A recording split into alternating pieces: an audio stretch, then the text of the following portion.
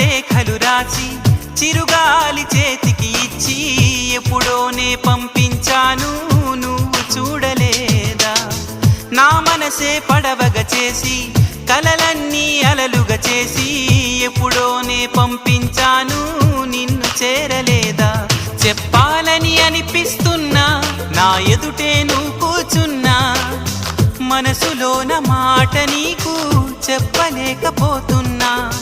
చెప్పకుండా ఓ క్షణమైనా ఉండలేకపోతున్నా. ఎలా చెప్పనమ్మా నాలోని ప్రేమని, ఎలా చూపనమ్మా నా ప్రేమను అని.